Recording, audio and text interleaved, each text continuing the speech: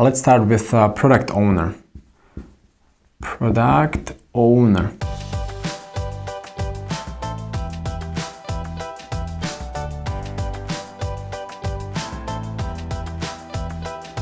This is actually a really important role in a Scrum team, but I would say in general, not just in a Scrum team, but in general, someone who owns the product. What does that mean? Well, someone who is responsible for the roadmap, someone who is looking ahead, someone who, say, if this is a timeline and this is year 2019 and this is year 2020, here we have a dozen sprints, actually, how many? 20 sprints during a year. If each sprint is 2 weeks long, it could actually be longer. Just, for example, in my company, my previous company, we had 2 week long sprints. That was about the time. It was not too much, it was not too little, it was just great. So product owner is not just looking at the sprint, but he's looking ahead. He's looking at the whole roadmap. You know, what do we want to bring to the market next year? How can we break down the project to smaller parts, smaller functions, and how can we start shipping some of these earlier?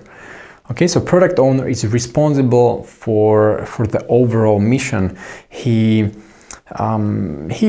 ultimately accountable. Okay, the product owner. Team member number 2, Scrum Master.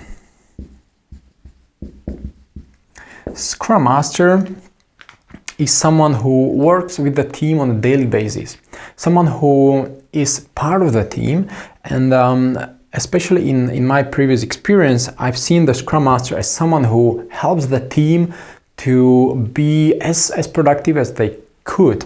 For example, if you have if you have a board and here you have some tasks, what they did is they identified, they created a column with blocked tasks. For example, task that is waiting for someone else, or a task that cannot be done because we haven't received something, or we are waiting for marketing to send us some banner, or we are waiting for someone from PR to send us copywriting, or like lots of different reasons why a task could be blocked in development. So the team would indicate, hey, we cannot work on this task, it's blocked. And the Scrum Master every day looks at, hey, I see a blocked task here. What is blocking it? How can I unblock it? Whom can I talk to? Who helps to unblock this task? How can I unblock it today? How can I get the development team work on the task tomorrow already? Okay, so the Scrum Master protects the team so they can focus on their sprint. I would say one of the main responsibilities of Scrum Master is to protect the development team, to say no to any distractions, any tasks that could shift their focus, plus to remove the obstacles, the blockers, the roadblocks. And number 3, this would be the development team.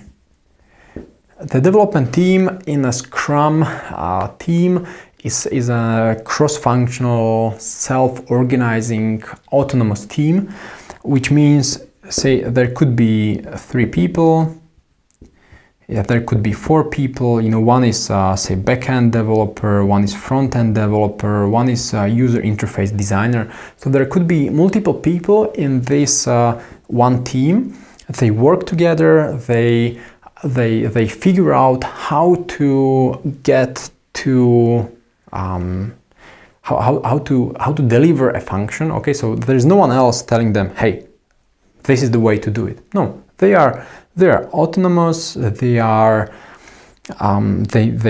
supposed to figure out how to make things work, and they are supposed to get eventually to a stage where everything is done and nothing is